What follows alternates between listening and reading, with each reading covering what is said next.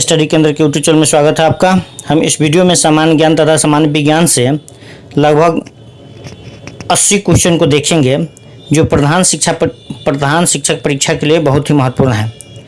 तो इसमें देखते हैं, पहला क्वेश्चन है, हड़प्पा स्थित है। हड़प्पा कहाँ स्थित है? तो रावी नदी पर है। फिर अगला है, नर्तकी की कांस्य मूर्ति का प्राप्ति स्थल कहाँ है? तो मोहनजोदड़ो से नर्तकी कांस्य मूर्ति की प्राप्ति हुई है। फिर है, निम्नलिखित में से किस धातु का प्रयोग प्रथम बार हुआ था? तो प्रथम बार तांबा धातु का प्रयोग हुआ था। इसके बाद है, काली मिट्टी भारत के किस प्रदेश में मिलती है? तो महाराष्ट्र में मिलती है, मध्य प्रदेश में मिलती है और गुजरात में, मतलब उपलिखित सभी प्रदेशों में मिलती है काली मिट्टी। इसके बाद, वनों से हमें कैसे सहायता मिलती है? तो वन से हमें सहायता मिलती है मिट्टी का कटाव रोकने में, इसके बाढ़ रोकने में, इसके वर्षा वृद्धि में, यानी उपलिखित सभी में प्रकार से। अगला है, भारत को किस राज्य में सर्वाधिक खनिज लोहा पाया जाता है? भारत के किस राज्य में सर्वाधिक खनिज लोहा पाया जाता है? तो झारखंड में सबसे ज़्यादा खनिज लोहा पाया जाता है। फिर अगला है, अष्टाध्यायी किसने लिखी? तो अष्टाध्यायी को पाणिनि ने लिखी। अष्टाध्यायी को किसने लिखी? पाणिनि ने लिखी। फिर अगला है, अभिज्ञान शाकुंतलम किसने लिखा? तो कालिदास द्वारा अभिज्ञान शाकुंतलम को लिखा गया है। फिर है, पहला परमाणु बम गिराया गया कहाँ? हिरोशिमा, जापान के हिरोशिमा शहर पर। अगला वह है, भारत गणतंत्र कब हुआ? तो जिस दिन संविधान लागू हुआ उसे गणतंत्र कहते हैं। तो 1950, 26 जनवरी 1950 को भारत गणतंत्र हुआ। अगला है, भारत छोड़ो आंदोलन का संगठन किस वर्ष में किया गया? तो 1942 में किया गया। फिर अगला क्वेश्चन है, सॉकर खिलाड़ी रोनाल्डो किस देश के नागरिक है? तो रोनाल्डो जो है ब्राजील के नागरिक है। फिर अगला है, जसपाल राणा का संबंध किससे है? तो जसपाल राणा का संबंध शूटिंग से है। फिर अगला है, मेगास्थनीज भारत आया था। मेगास्थनीज भारत आया था चंद्रगुप्त मौर्य के काल में आया था। इसके बाद है, कालीबंगा स्थित है। कालीबंगा कहाँ है? राजस्थान में स्थित है। फिर अजंता की गुफाएं स्थित है। अजंता की गुफाएं महाराष्ट्र में स्थित है। इसके बाद वर्धमान महावीर का जन्म स्थल कहाँ है? तो कुंडग्राम में हुआ था वर्धमान महावीर का जन्म। इसका बुद्ध ने अपना प्रथम उपदेश किस स्थान पर दिया था? तो सारनाथ में दिया था। इसके बाद, दक्षिण भारत की सर्वाधिक प्राचीन एवं समृद्ध भाषा कौन है? तो तमिल है। फिर है, कोयले का सर्वाधिक उत्पादन होता है कहाँ? तो झारखंड में होता है। इसके बाद, कपास की खेती के लिए सर्वोत्तम मिट्टी कौन मिट्टी है? तो काली मिट्टी सर्वोत्तम मिट्टी है कपास खेती के लिए। इसके बाद, बृहत संहिता के रचयिता कौन है? तो वराहमिहिर ने बृहत संहिता की रचना किया।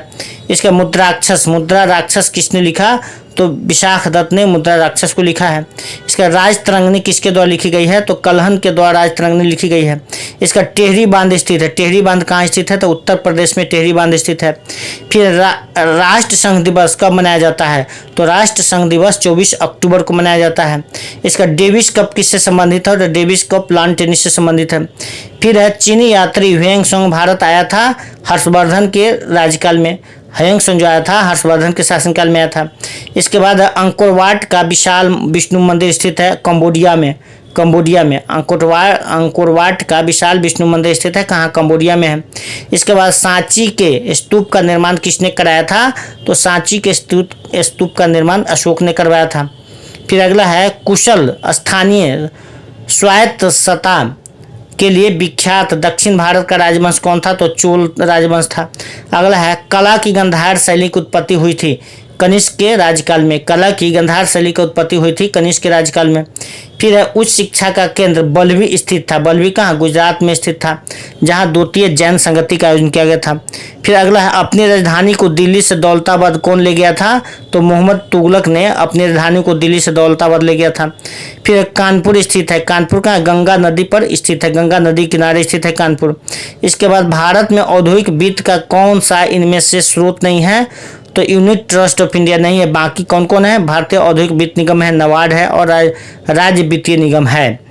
तो चूंकि नहीं पूछ रहा है तो ये हो जाएगा। अगला है, भारतीय अर्थव्यवस्था में किस पंचवर्षीय योजना के काल के दौरान कीमत स्तर घटा था? तो चौथी पंचवर्षीय योजना के काल में कीमत स्तर घटा था। इसके बाद, भारत में नोट निर्गमन प्रणाली आधारित है किस पर? न्यूनतम कोष प्रणाली पर। भारत में नोट निर्गमन प्रणाली आधारित है न्यूनतम कोष प्रणाली पर। फिर है, बिहार राज्य की मुख्य नकदी फसल कौन सी है? तो गन्ना है। फिर अगला है, भारतीय संविधान के किस अनुच्छेद के अंतर्गत नागरिकों को मौलिक अधिकार प्रदान दिए गए हैं? तो अनुच्छेद 12 से 35 में मौलिक अधिकार दिए गए हैं।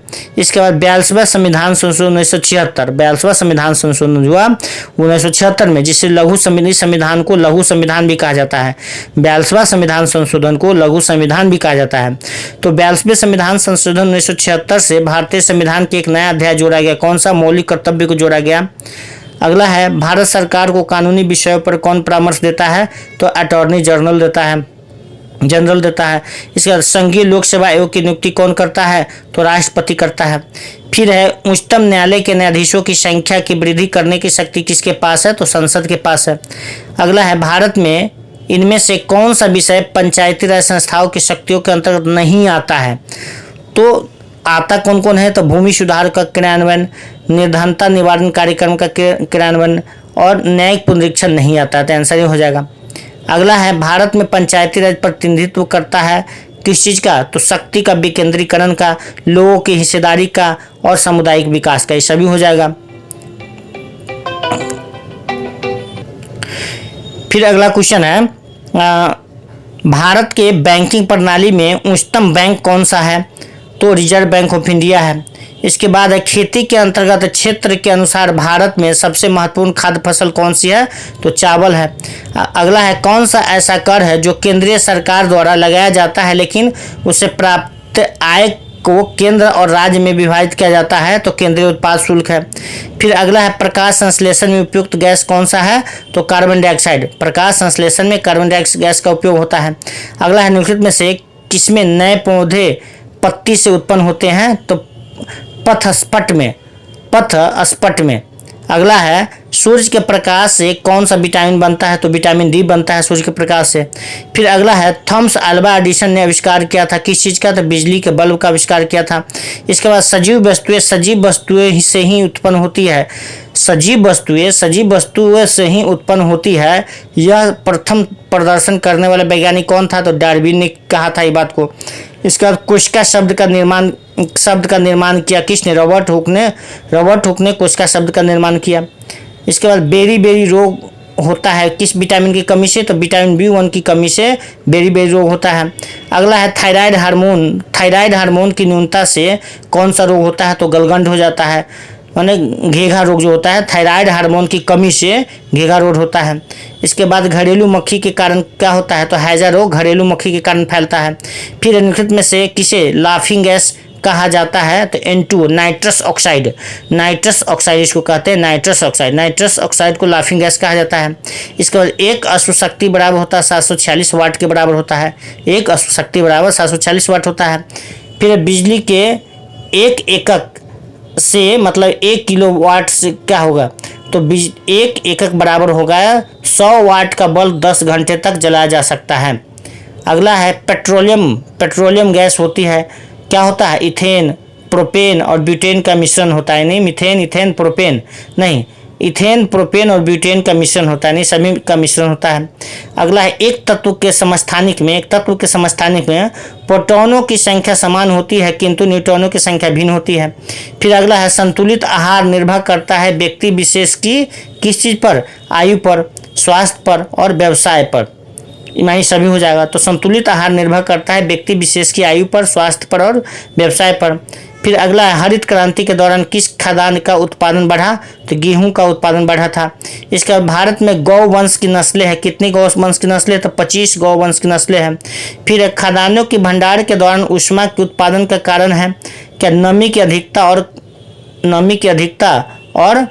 कवक वृद्धि। अगला है, खाद्यान्नों के सुरक्षित भंडारण के लिए नमी की उपयुक्त मात्रा कितनी होनी चाहिए?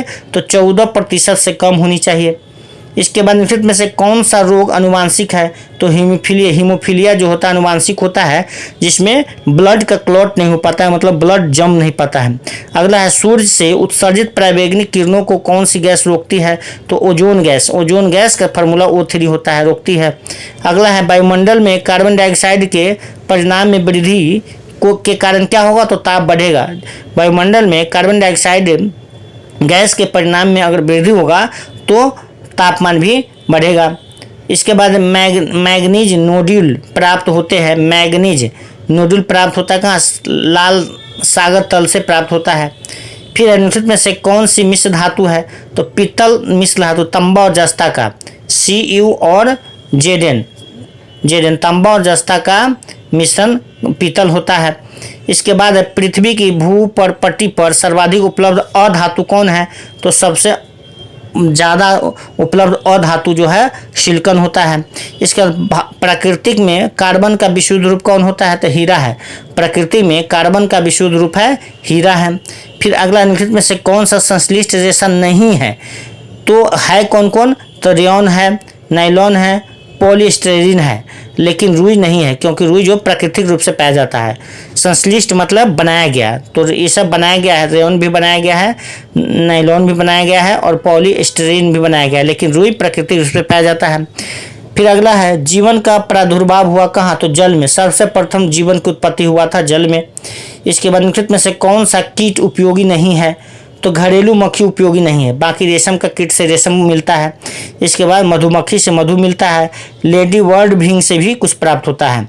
अगला है विश्राम के समय मानव हृदय 1 मिनट में कितनी बार धड़कता है? तो 72 बार।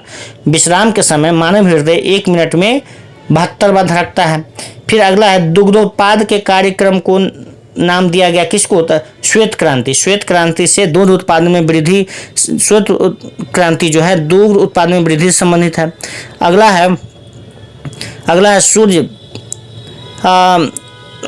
पृथ्वी सूर्य के गिर्द घूमती है। इस सिद्धांत को निम्नलिखित सर्वोत्तम आधार प्रदान करता है कौन? तो ऋतुएं का बनना। ऋतुएं के बनने के कारण ही पता चलता है कि पृथ्वी जो सूर्य के इर्द गिर्द मतलब चारों तरफ घूमती है। अगला है जीवमंडल बताता है, क्या बताता है? तो जीवमंडल जो है, जीवमंडल का मतलब जलमंडल, भूमंडल और वायुमंडल सभी को मिलाकर जीवमंडल बनता है। अगला है जो जीव अपना भोजन स्वयं तैयार करते हैं उन्हें क्या कहते हैं? तो स्वपोषी कहते हैं। जो जीव अपना भोजन स्वयं तैयार करते हैं उन्हें क्या कहते हैं? स्वपोषी कहते हैं। फिर अगला निम्नलिखित में से कौन सा गैर परंपरागत ऊर्जा का स्रोत नहीं है? तो कोयला गैर परंपरागत का ऊर्जा का स्रोत नहीं है, ये परंपरागत है, बहुत पहले से आ रहा है।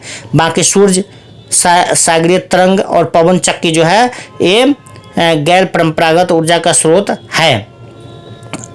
तो इस तरह से लगभग 80 से 82 क्वेश्चन को इस वीडियो में देखे हैं जो प्रधान शिक्षक परीक्षा के लिए सामान्य ज्ञान तथा सामान्य विज्ञान से संबंधित था। इससे आगे फिर अगले वीडियो में देखेंगे। तब तक के लिए धन्यवाद।